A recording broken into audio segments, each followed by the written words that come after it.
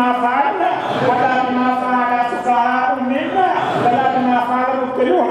اللهم اكشف عنا ضرنا من البلاء والبلواء. Mwalimu Julius Kambarage Nyerere ni Mkristo Mkatoliki, walimuunga mkono wakamuombea Mungu mpaka tukapata uhuru wa nchi yetu bila ubaguzi.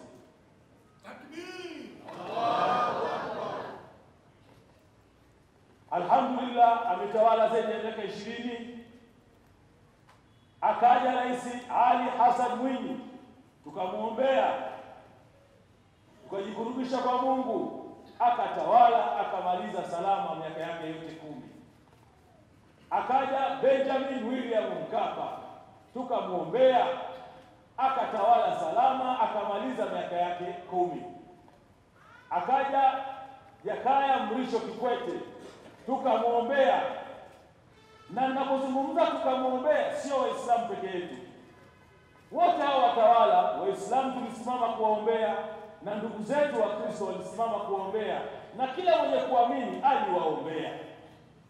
Baada ya Bwana Jakaya Mrisho Kikwete, mzee wetu huyu, akaja ndugu yetu John Joseph Pombe Magufuli. Sote Waislamu na Wakristo tukasimama tukamuombea. Mwenyezi Mungu alimkadiria umri mfupi, akatutawala kwa miaka 6. Mwenyezi Mungu akamchukua mja wake, lakini hakubaguliwa, si Waislamu si Wakristo, sote tulimuombea. Baada yake, kwa mujibu wa katiba ya nchi, sio zawadi. Yani Dr. Samia Suluhu Hassan kuchukua hii nchi na kuwa mtawala sio zawadi, ni kwa mujibu wa katiba ya nchi. Rais akifa, makamu wa rais anakuwa rais, na ikumbukwe makamu wa rais anapita na mgombea bila yeye kuomba kura. Ndio maana katiba yetu inamwambia akifa huyu utatawala wewe, kwa sababu na wewe ulipita kuomba kura. Kwa mujibu wa katiba, Dr. Samia akachukua nchi na mpaka sasa anaenda nayo vizuri. Si Waislamu si Wakristo, wote tunamuombea. Sasa kwa nini sasa tunamuombea maalum? Tunaendelea kumuombea kama ilivyo kawaida yetu wanadini, Waislamu, Wakristo, Buddha, Hindu, na kila mwenye kuamini kwa namna anavyoamini, kwa sababu yule rais ndio mkuu wa nchi, ndio amiri jeshi mkuu wa majeshi yote ya nchi yetu, wa majeshi ya ulinzi na usalama, ndio amiri jeshi mkuu. Kwa hiyo tuna wajibu kumuombea ili Mwenyezi Mungu ampe tumainani, utulivu, ampe sakani, utulivu wa hali ya juu. Mwenyezi Mungu amwezeshe, na kama kuna kitu chochote kinaweza kumuumbisha kisimkurubie. Sasa katika siku za hapa karibuni tumesikia mengi, baadhi akishambuliwa, baadhi akitukanwa, baya zaidi matusi hayo yakienda kuwagusa mpaka kizazi chake. Ametukaniwa mpaka watoto wake. Nilitoa mfano juzi, Marekani nimepata kutawaliwa na mtu mwenye asili ya Kenya, anaitwa Barack Hussein Obama. Alipogombea ule urais wa Marekani, kile kitendo cha kupitishwa na chama chake kuwa mgombea, serikali ya Amerika iliweka ulinzi mpaka kwao, kijijini kwao hapo Kenya. Bibi yake alikuwa analindwa. Kwa hiyo rais unapomshambulia mwanae, ukamtangaza kwenye mitandao, ukamtukana, unamuumiza kwa kiasi gani? Kitendo cha kumuumiza ukamwathiri rais, umewaathiri Watanzania milioni 60. Leo tunalilia madaraja yetu, alhamdulillah, yanaenda kuisha Busisi. Nguvu za umeme zinajengwa huko, miradi inaendelea. Rais akaanza tena kuanza, mwanangu ametukana, mwanangu amefanya hivi. Maana yake umeingiza kitu ambacho kimewadhuru Watanzania milioni 60. Kwa tunamuombea Mwenyezi Mungu pia aendelee kumpa shajaa na uvumilivu, na Mwenyezi Mungu aendelee kumsimamisha, asimame imara, lakini Mungu amlinde yeye na kizazi chake. Mungu amlinde yeye na familia yake. Mungu amlinde yeye na kila mtu wake wa karibu mwenye nia njema ya kumsaidia kuiongoza nchi hii. Kwa dua yetu pia tunamuombea rais kwa utulivu zaidi, kwa sababu Kama kuna mtu ana nia ya kumvuruga, basi Mwenyezi Mungu amvuruge yeye. Kama kuna mtu anataka kumtoa kwenye reli, basi atoke yeye.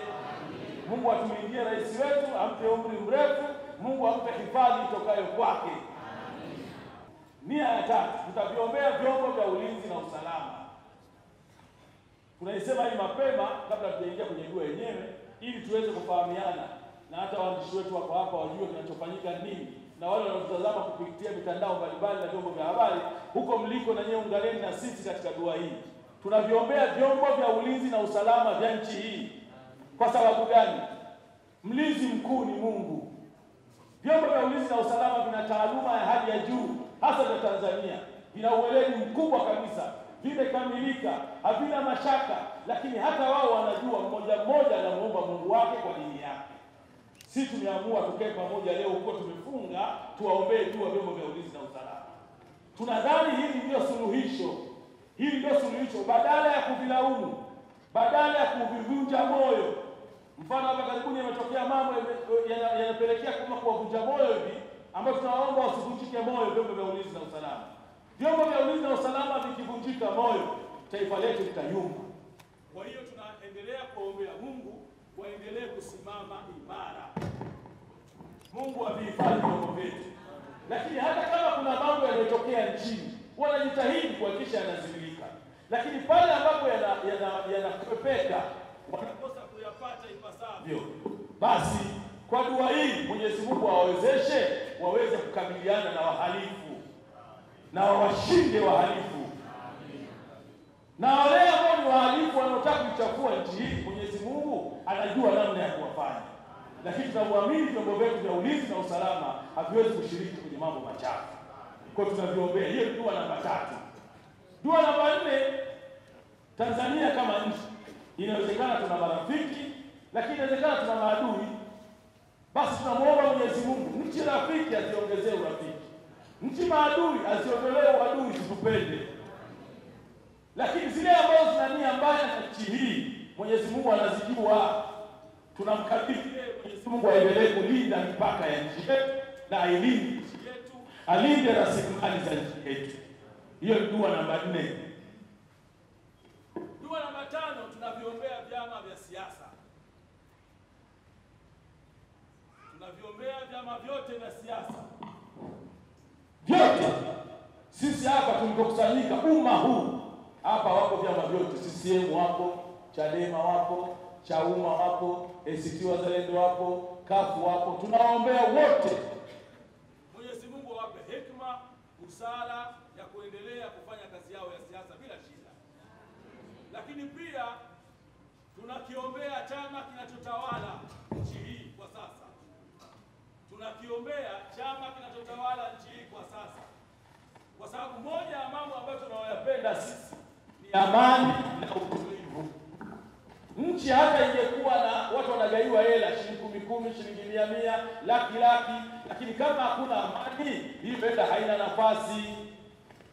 Chama hicho kimeweza kutawala kwa nchi miaka 60. Kinaitwa Chama cha Mapinduzi.